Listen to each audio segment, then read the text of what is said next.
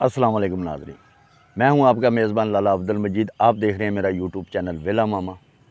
तो नाज़रीन, जिस जगह पे मैं इस वक्त खड़ा हूं, ये सरदार फैमिली की मलकियत थी और उसी सरदार फैमिली जो सिख फैमिली है, उन्होंने यहाँ पे एक गांव को आबाद किया जिसका नाम उसी सरदार के नाम पे रखा गया, नत्था सिंह।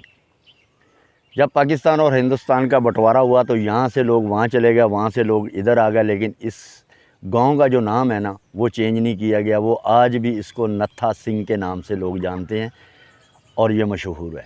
ये पाकिस्तान का खूबसूरत शहर लाहौर के अंदर गांव है नत्था सिंह। तो नाजरीन, इस तरफ ये सामने आपको नज़र आ रहा होगा, ये है नत्था सिंह का पुराना और कदीमी कब्रिस्तान। तो आपको थोड़ा सा इसका विज़िट करवाते हैं, तो चलिए हमारे साथ। तो नाजरीन, जैसे ही आप कब्रिस्तान के अंदर दाखिल होते हैं तो सबसे पहले यहाँ पे जनाज़गाह आपको नज़र आता है। तो ये है जी जनाज़गाह, और इस तरफ है जो कब्रिस्तान है। ये जनाज़गाह की वज़ू की जगह है और वाशरूम बने हुए हैं जो गाँव के लोग कम ही इस्तेमाल करते हैं। तो नाजरीन, जनाज़गाह से आप थोड़ा सा बाहर निकलें तो आपको कब्रिस्तान नज़र आना शुरू हो जाता है। ये है जी नया कब्रिस्तान। जो नई कब्रें हैं इस तरफ बनी हुई हैं, कुछ इस तरफ हैं और कुछ इस तरफ नज़र आ रही हैं, वो ये सारी नई कब्रें हैं। और जो पुराना कब्रिस्तान है ना, वो आगे है। तो नाजरीन, वो सामने आपको नज़र आ रहे हैं जहाँ पे दरख्त ज़्यादा हैं, वहाँ पे है जी ये सारा पुराना कब्रिस्तान, यहाँ से लेके वहाँ तक। और अब इन कब्रों के निशान भी बाकी नहीं हैं, सिर्फ चंद कब्रों के निशान बाकी हैं, बाकी सारी सतह ज़मीन के बराबर हो चुकी हैं। तो ये है जी नत्था सिंह का पुराना कब्रिस्तान। तो आगे आपको थोड़ा सा विज़िट करवाते हैं, तो चलिए हमारे साथ। तो ऐसे ही कब्रिस्तान के अंदर जब आप थोड़ा सा आगे आते हैं तो मेरे इसी साइड पे एक कब्र मुबारक आती है। मैं आपको वो दिखाता हूँ जी। ये है जी वो कब्र मुबारक, और यहाँ पे लिखा हुआ है गुमनाम दरवेश। गुमनाम दरवेश कौन थे, कोई नहीं जानता। लोगों ने इनको गलियों के अंदर घूमते देखा है, चौक के अंदर बैठे हुए देखा है, लेकिन आज तक कोई इनका नाम नहीं जानता था। तो जब ये वफ़ात पा गए तो इनको यहाँ पे दफन कर दिया गया। तो इनका नाम जो अब मशहूर हुआ है जी, वो गुमनाम दरवेश के नाम से है। लोग इनको गुमनाम दरवेश के नाम से जानते हैं। तो चलते हैं आगे, आगे भी आपको थोड़ा सा विज़िट करवाते हैं। तो नाज़रीन, थोड़ा सा आगे हैं तो मेरी इस साइड पे हज़रत बाबा अहमद शाह बुखारी साहब का मज़ार है। बहुत ही प्यारा मज़ार है। इसका व्यू आपको चेक करवाता हूँ और फिर आपको थोड़ी सी इनकी हिस्ट्री जो है ना वो बताते हैं। सबसे पहले तो जी आप मज़ार शरीफ का व्यू चेक करें, माशाल्लाह।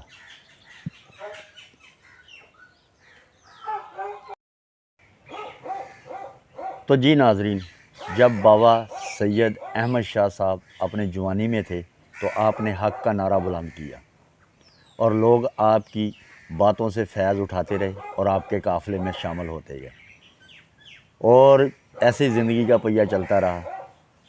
तो आप औलाद नबी तो थे ही, लेकिन आपने अल्लाह के दीन के लिए अपनी ज़िंदगी को वक़्फ़ कर दिया और अल्लाह के दीन के लिए काम को और तेज़ कर दिया। तो नाज़रीन, बाबा जी के 3 फ़र्ज़ंद थे, 3 बेटे थे, और बाबा जी से पूछते हैं उनके नाम क्या क्या हैं। जी बाबा जी, बड़े सैयद मंजूर हुसैन शाह।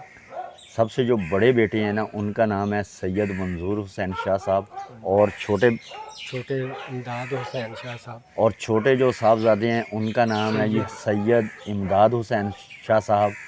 और जो सबसे छोटे हैं और मोहम्मद अली शाह। मोहम्मद अली शाह।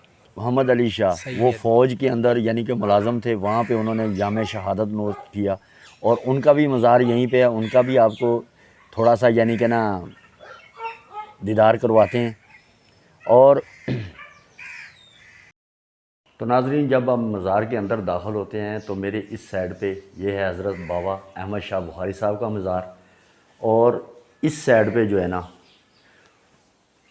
ज़हरा बीबी माँ जी बाबा अहमद शाह बुखारी की अहलिया का मज़ार है। ये यहाँ पे दफन है। और इनके बिल्कुल पहलू में इनके जो छोटे बेटे हैं उनका मज़ार है, वो भी आपको दिखाते हैं, जिन्होंने शहादत नोश की है। तो चलिए हमारे साथ। तो ये है जनाब मेजर सैयद मोहम्मद अली शाह बुखारी साहब का मज़ार, जिन्होंने जाम शहादत नोश किया। ये है जी।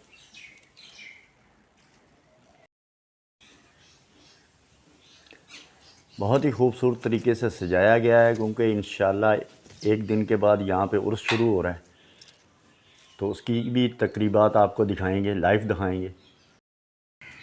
तो नाज़रीन, जब ज़ौजा मोहतरमा वफ़ात पा गई, हकीके खुदा से जा मिली, तो बाबा जी को एक खिदमत गुजार की बहुत ज़्यादा अशद ज़रूरत हुई।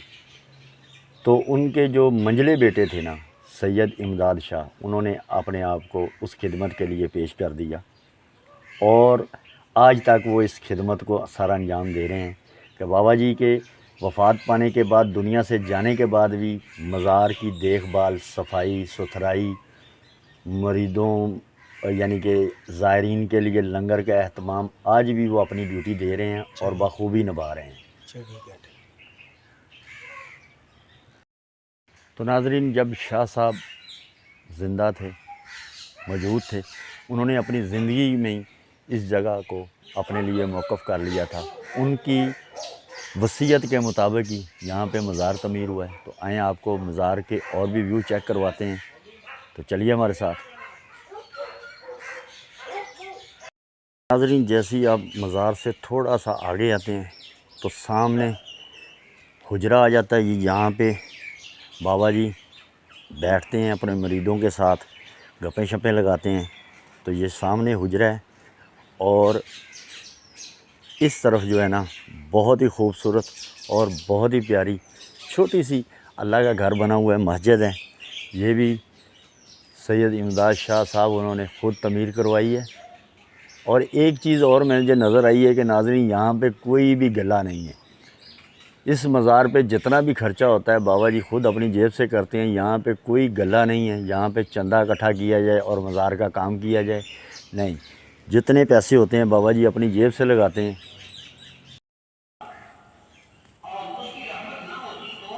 अस्सलाम वालेकुम, क्या हाल है? ठीक हैं? लंगर खीता? लंगर खा लिया? सही।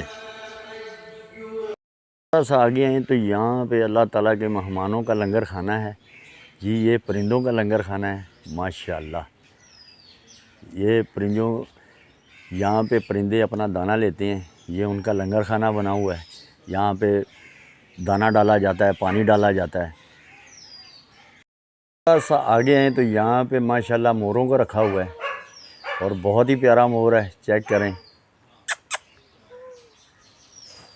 ओ माशाअल्लाह, चला जी, चेक करें कितना खूबसूरत मोर है। ये भी दरबार शरीफ पे है जी, ज़बरदस्त।